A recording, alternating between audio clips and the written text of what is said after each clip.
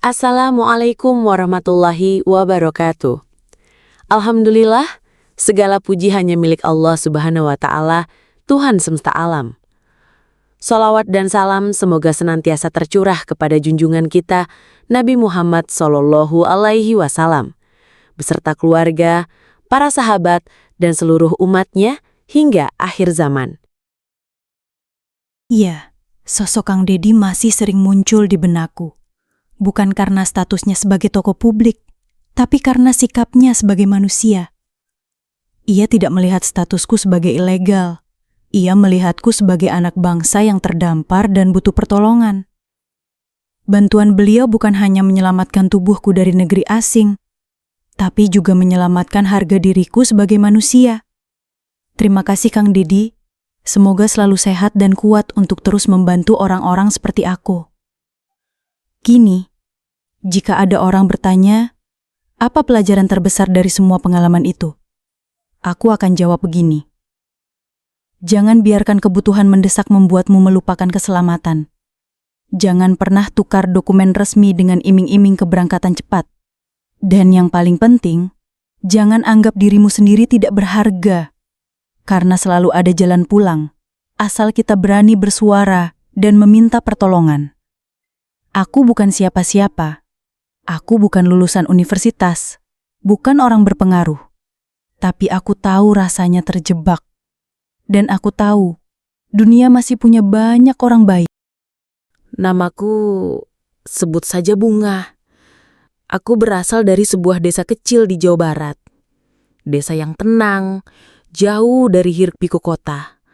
Tempat di mana suara azan dan kicau burung menyatu setiap pagi. Tempat di mana sawah adalah bagian dari hidup. Aku adalah anak sulung dari 3 bersaudara. Hidup kami sederhana, sangat sederhana. Tapi kami bahagia, setidaknya dulu, sebelum aku memutuskan pergi jauh dari rumah. Waktu itu aku berpikir, hanya ada satu cara untuk mengubah nasib keluarga. Merantau ke luar negeri. Seorang teman datang dan menawarkan jalan cepat ke Taiwan. Katanya, aku bisa langsung bekerja tanpa harus repot dengan dokumen. Aku tahu, itu bukan cara resmi. Tapi, aku tergoda. Aku jual motor satu-satunya, pinjam uang sana-sini, dan berangkat. Dengan harapan besar, tapi bekal yang sangat kecil. Sesampainya di Taiwan, semuanya berbeda. Bahasa? Aku tak paham. Lingkungan? Asing. Dan yang paling menyakitkan, statusku ilegal. Aku bekerja di sebuah pabrik kecil. Jam kerja dari pagi sampai malam. Gaji jauh dari layak. Tapi aku tahan, karena hanya itu yang bisa kulakukan. Aku tinggal di kamar sempit bersama 5 orang lain. Tiap malam aku tidur dengan waspada. Takut suatu saat petugas imigrasi datang mengetuk pintu dan mengakhiri semuanya. Akhirnya, aku memberanikan diri membuat video. Dengan kamera HP, aku merekam pesanku. Aku bilang, prosesnya tak instan. Ada dokumen yang harus diurus. Aku harus ke kantor imigrasi. Harus menunggu. Tapi kali ini, aku tidak sendiri. Ada orang-orang baik yang membantuku, menguatkanku, menyemangati. Dan akhirnya, hari itu datang. Hari di mana aku bisa pulang. Saat pesawat tinggal landas, air mataku tak berhenti mengalir. Aku menatap langit dari balik jendela. Aku ingin berteriak. Bu, aku pulang. Pesawat mendarat di Jakarta. Aku langsung dibawa ke Majalengka. Perjalanan pulang yang penuh haru. Dan ketika aku lihat ibuku berdiri di depan rumah sambil menangis, aku berlari. Kupeluk beliau sekuat-kuatnya. Tanpa kata, hanya tangis. Saya ingin pulang. Saya kangen ibu saya.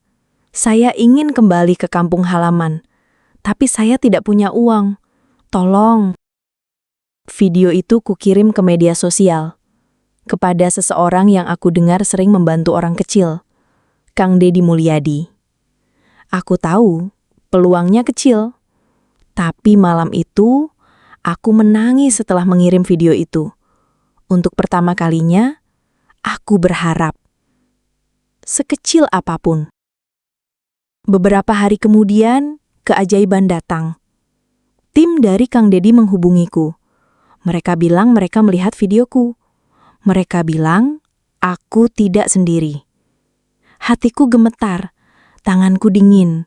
Aku menangis, bukan karena sedih, tapi karena aku merasa dianggap manusia lagi.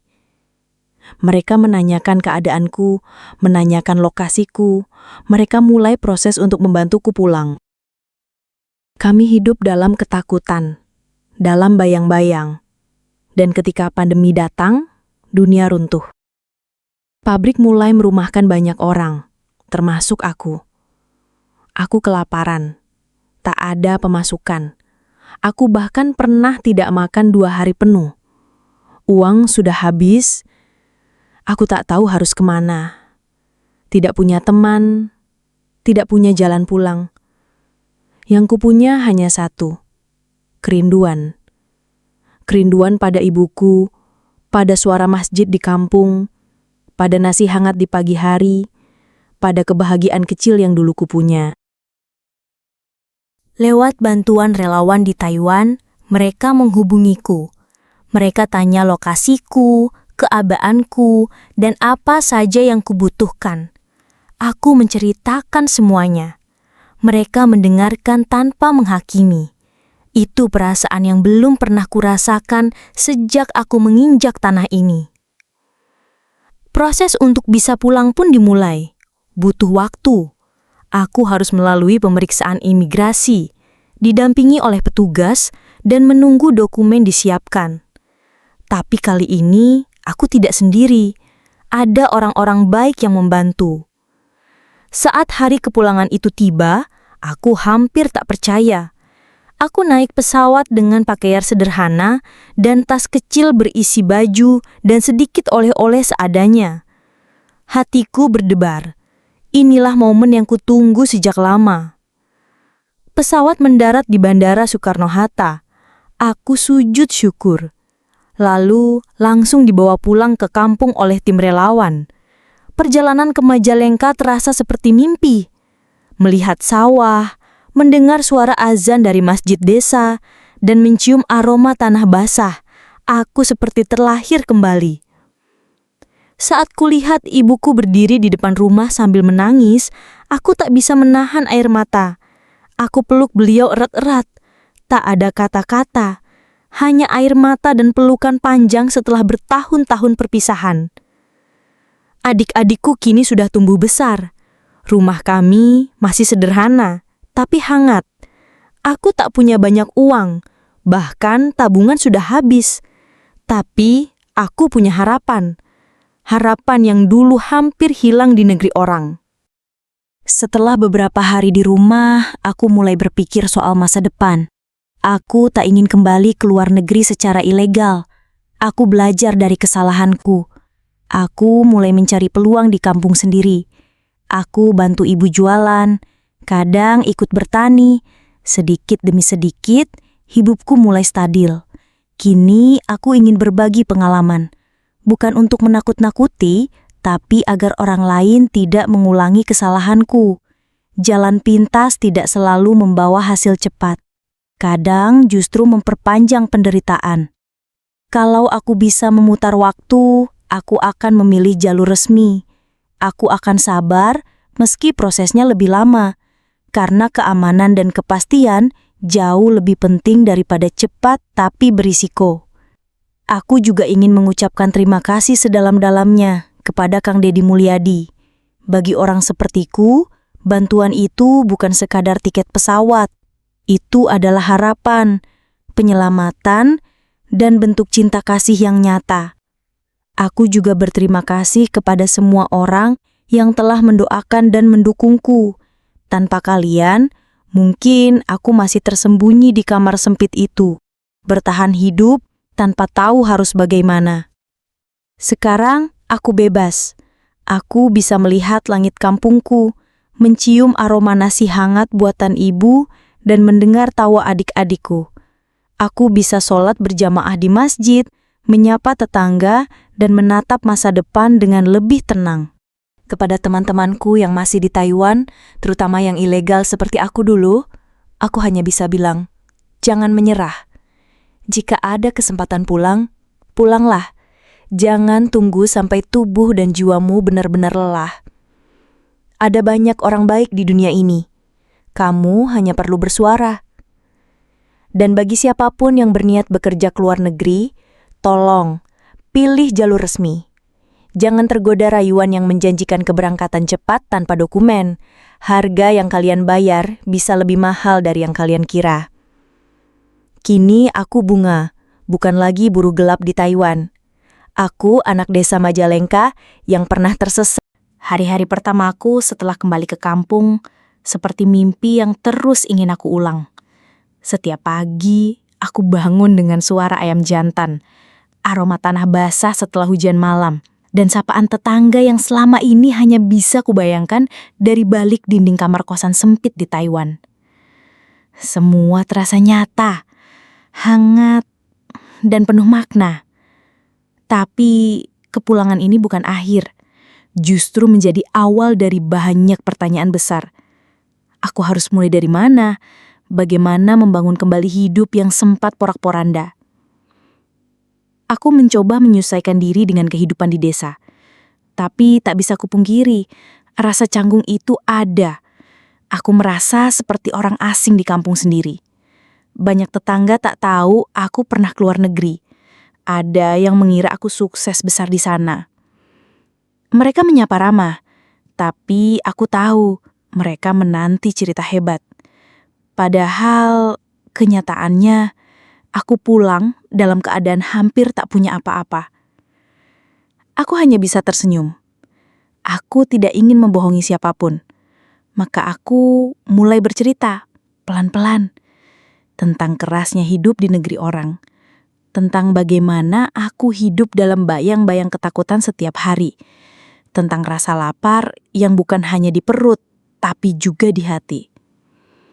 Dari situ, aku mulai sadar, mungkin inilah jalanku sekarang, menjadi suara bagi mereka yang tak bisa bicara. Menjadi saksi hidup bagi orang-orang di kampung yang punya niat keluar negeri, agar mereka tidak terjebak jalan yang sama. Aku mulai mengisi waktu dengan hal-hal kecil, bantu ibu menyiapkan jajanan pasar setiap subuh, lalu aku bantu jualan di depan rumah. Kadang aku ikut ke sawah bersama tetangga. Pegang cangkul lagi, setelah bertahun-tahun tanganku hanya memegang alat potong basi di pabrik. Rasanya aneh, tapi menenangkan. Suatu sore, aku duduk di teras rumah. Langit mulai menguning, matahari bersiap tenggelam. Aku melihat adik bungsuku sedang belajar sambil tertawa bersama temannya. Pemandangan sederhana, tapi dulu tak bisa kulihat. Saat itu, aku baru benar-benar sadar. Bahagia itu ternyata tidak perlu jauh-jauh. Aku dulu terlalu terburu-buru mengejar sesuatu yang kupikir akan mengubah nasib. Tapi kini aku paham. Kadang, yang kita kejar terlalu jauh justru menjauhkan kita dari yang benar-benar penting. Keluarga, keselamatan, dan kedamaian. Beberapa minggu kemudian, aku mulai menerima undangan dari RT dan Karang Taruna untuk berbagi cerita. Awalnya, aku gugup. Tapi aku terima. Aku ceritakan semua, dari awal hingga akhir, tanpa ditambah atau dikurangi. Aku ingin mereka tahu bahwa jadi TKI itu bukan salah, tapi jalur yang kita pilih harus benar. Banyak anak muda yang datang padaku sesudah acara. Mereka bilang, terinspirasi. Ada yang bilang, Tak hanya di kampung, ada juga mahasiswa dari universitas di kota kabupaten yang datang untuk wawancara. Mereka ingin menulis laporan tentang migran ilegal. Aku terharu, karena kisahku ternyata bisa jadi pelajaran yang berharga. Ada juga mantan TKI lain yang akhirnya menghubungiku. Kami saling cerita. Ternyata aku tidak sendiri. Banyak dari mereka juga pulang dalam keadaan hampa, tapi berusaha bangkit. Kami membuat grup kecil, saling dukung, saling bantu cari pekerjaan. Dari situ muncul ide sederhana. Kami ingin bikin usaha kecil bersama. Mungkin beternak leleh atau buka warung kopi sederhana. Bukan untuk kaya, tapi untuk hidup tenang tanpa harus ke luar negeri lagi. Kami ingin membuktikan bahwa rehabilitasi bukan hanya untuk tubuh, tapi juga untuk harga diri. Kadang saat malam tiba, aku masih suka terbangun. Terbayang suara mesin pabrik, teringat wajah teman-teman sesama TKI yang belum pulang. Ada rasa bersalah yang tak bisa aku hindari. Aku bisa pulang, tapi mereka belum tentu. Aku coba tetap berhubungan dengan beberapa dari mereka lewat media sosial. Ada yang bilang, "Kang, saya ingin pulang juga, tapi takut. Takut ditangkap, takut ditinggal, takut dihina." Hatiku teriris. Aku tahu rasa itu. Aku pernah merasa seperti itu. Maka aku hanya bisa bilang, "Kalau kamu ingin pulang, bersuara, jangan diam. Sekarang lebih banyak orang yang mau bantu, termasuk Kang Dedi yang sudah membuktikan bahwa pejabat tak harus duduk diam di kantor." Iya, sosok Kang Dedi masih sering muncul di benakku. Bukan karena statusnya sebagai tokoh publik, tapi karena sikapnya sebagai manusia. Ia tidak melihat statusku sebagai ilegal. Ia melihatku sebagai anak bangsa yang terdampar dan butuh pertolongan. Bantuan beliau bukan hanya menyelamatkan tubuhku dari negeri asing, tapi juga menyelamatkan harga diriku sebagai manusia. Terima kasih Kang Dedi. Semoga selalu sehat dan kuat untuk terus membantu orang-orang seperti aku. Kini, jika ada orang bertanya, apa pelajaran terbesar dari semua pengalaman itu? Aku akan jawab begini. Jangan biarkan kebutuhan mendesak membuatmu melupakan keselamatan. Jangan pernah tukar dokumen resmi dengan iming-iming keberangkatan cepat. Dan yang paling penting, jangan anggap dirimu sendiri tidak berharga. Karena selalu ada jalan pulang, asal kita berani bersuara dan meminta pertolongan. Aku bukan siapa-siapa. Aku bukan lulusan universitas, bukan orang berpengaruh. Tapi aku tahu rasanya terjebak. Dan aku tahu, dunia masih punya banyak orang baik. Sekarang, aku hanya ingin hidup tenang, menjadi anak, kakak, dan warga desa yang bermanfaat. Jika nanti rezeki datang dan ada peluang kembali kerja ke luar negeri secara resmi, mungkin aku akan pertimbangkan. Tapi untuk sekarang, aku ingin merawat rasa syukur ini lebih dulu. Aku ingin menebus waktu yang hilang, waktu bersama ibu yang dulu sering kutinggalkan tanpa pamit lama-lama. Waktu bersama adik-adikku yang kini mulai dewasa. Dan waktu bersama kampung halaman yang dulu terlalu cepat aku tinggalkan. Akhirnya, aku Bunga, anak dari desa kecil di Majalengka.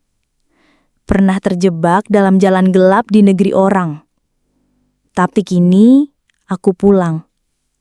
Bukan hanya secara fisik, tapi juga secara jiwa. Dan aku ingin kisahku menjadi cahaya bagi mereka yang masih tersesat. "Ya Allah, Tuhan yang Maha Penyayang, kami bersyukur atas segala nikmat dan pertolongan-Mu. Engkau telah bukakan jalan di saat kami tak tahu kemana harus melangkah. Lindungilah saudara-saudara kami yang masih berjuang di negeri orang. Berikan mereka keselamatan, rezeki yang halal, dan jalan pulang yang terbaik. Jadikan kami hamba-Mu yang bersyukur dan istiqomah. Amin ya robbal alamin.